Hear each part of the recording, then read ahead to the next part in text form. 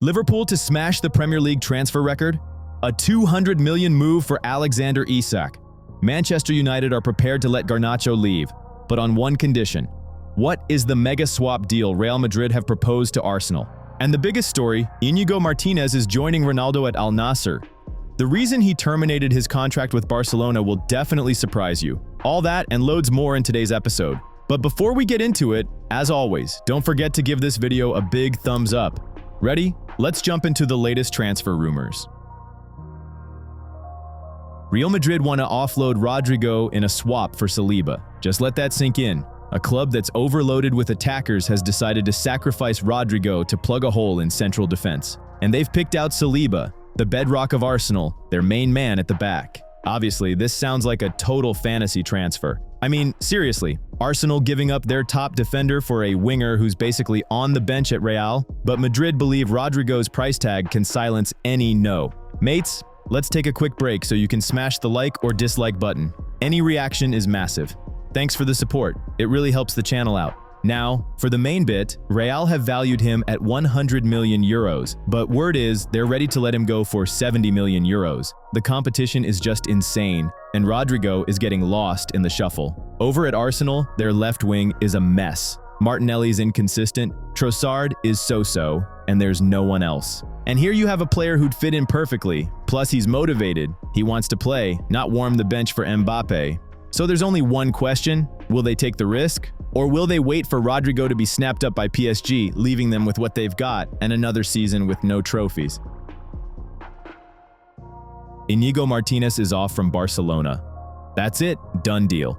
Contracts torn up, papers are signed, the defender's already getting ready for a flight to Saudi Arabia. Next stop, Al-Nassr, where Cristiano Ronaldo and a massive payday are waiting for him. Yeah, it's no shocker if you saw Moretto's leaks this morning, but now Fabrizio Romano himself has given it the seal of approval. And you know when he drops the "here we go," the conversation's over. Martínez is off on a free, and Barca, yet again, lose a player without getting a single euro for him. But look, there is some logic here. The Spaniard was taking up a massive chunk of the wage bill. This means they get to save a load of cash, and can finally register the new lads. Suppose that's something. What's mental is that just a short while ago, Martínez was meant to be a key player for Hansi Flick. Now, he's silently packing his bags, saying his goodbyes this very week. The Al-Nassr deal runs till 2026 with an option for one more year. Word is, it's an 8 million euro package, and that's just the money going straight into his pocket. Sounds like a tidy retirement plan, doesn't it? For Barca, it's another day of drama with the club in total disarray. First, they take the armband from Ter Stegen, now they're letting Martínez walk. Feels like a proper summer clear-out is kicking off over there. Manchester United have laid it on the line. You want Garnacho? That'll be 50 million quid. No player exchanges, no payment plans, and no, you can't have him for Christopher and Nkunku. Cash on the table only. The Argentine is the only sellable player that Ruben Amorim isn't fussed about keeping. And after signing Šeško, Mbeumo, and Cunha, United are absolutely stacked up front. Garnacho's not for later. He's an extra body right now. Chelsea have apparently got the go-ahead from Alejandro himself.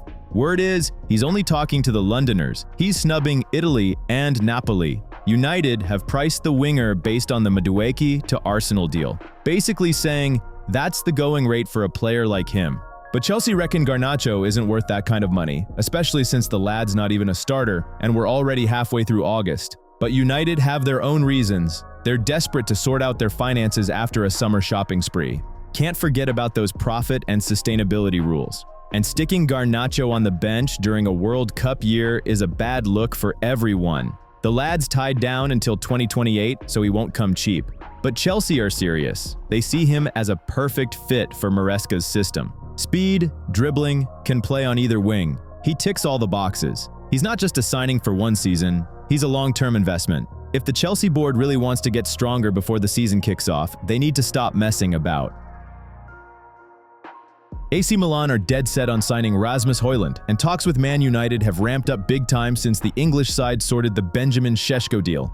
The logic's simple. United have splashed the cash, and now they need to balance the books, sharpish. And that's where it gets sticky for Milan. TalkSport is saying United now want a whopping 46 million for him, not the 30 to 35 million they talked about before.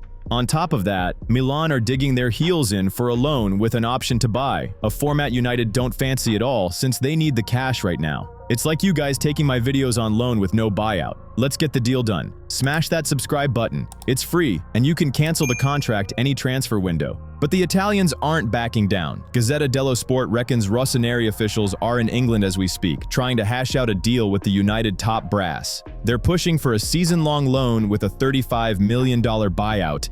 Yeah, Dusan Vlahovic was the main target before, but now the club's all in on Højlund. The deal could be done and dusted this weekend. The Italians are in London for a friendly with Chelsea on Sunday, and you get the feeling they could wrap this transfer up early next week. Højlund himself was ready to stay and fight for his spot at United, but let's face it, the 22-year-old had a proper stinker of a season last year. Just 4 goals in the Prem. The striker is crying out for game time before the World Cup, and a move to Milan could be the perfect way to get his career back on track. So it looks like the Dane will be in a red and black shirt very soon. The only question is if the Italians can make United budge on the price and the deal. Chelsea, it seems, really aren't messing about this summer. Xavi Simons is next on the list. According to insider Orazio Accomando, the clubs have already shaken hands, £60 million, and Simons is off to London. The contract, 7 years.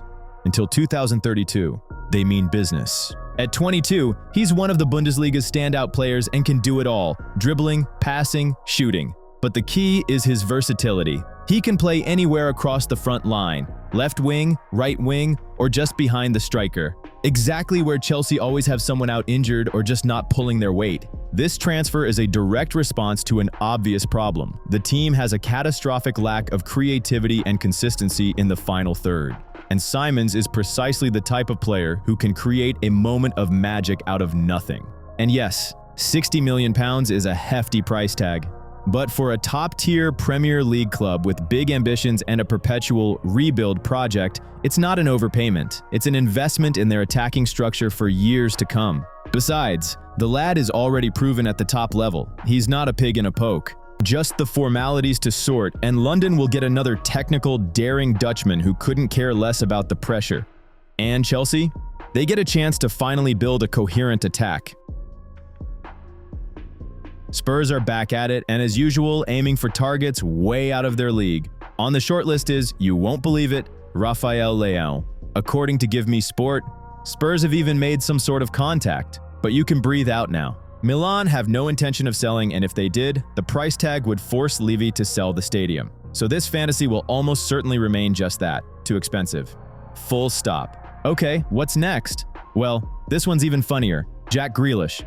The thinking is, since Pep's got him warming the bench at City, they can just swoop in. It's not a bad idea. He's a top-class PL player. But have you seen his wages? 300 grand a week. This is Tottenham we're talking about. They'll fight over every last quid.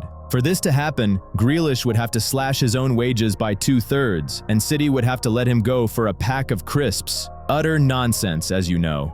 And amidst all this madness is poor Thomas Frank, who's reportedly just demanding the board sign someone for the attack. Not 1, but 2 players before the window shuts. The guy came to work, and they're handing him impossible missions with Leão and Grealish. In short, it's Spurs in their element, a lorry load of ambition that will most likely come to nothing. Liverpool are putting the foot down for Isak. The Swede has been their #1 target for 2025, and they reckon now is the time to pounce. You just can't ignore Isak. 23 PL goals, he basically dragged Newcastle into the Champions League. The Reds are ready to smash the British transfer record. Last week, the first official bid landed, about $147.5 million plus bonuses, and the Magpies shot it down flat.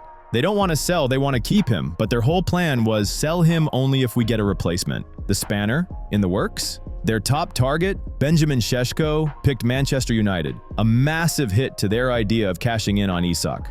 Ben Jacobs confirms, Newcastle's position is rock solid. He signs a new deal or he's sold. No messing about. Isak himself isn't rushing to sign anything, and there's no way the Magpies can offer him the kind of money that would change his mind within their pay grade. So if there's no new contract, he's off. And there's only one club in the running, Liverpool. Sources everywhere say Isak wants Anfield. The Reds aren't even looking at other options, and if the whispers are true, it's just a waiting game.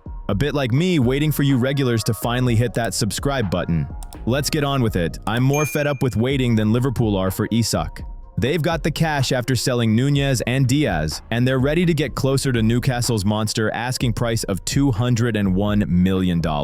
But, as TalkSport says, Liverpool will only stay in the race if the Magpies actually get serious at the table and the price tag makes some kind of sense. The biggest hint? Isak wasn't on the plane for the preseason tour in Asia. The deal is up in the air, but Liverpool are lining up another bid to force the issue in the final weeks. The player himself has been crystal clear. He wants out of Newcastle, and he wants Anfield. Over to you, Newcastle.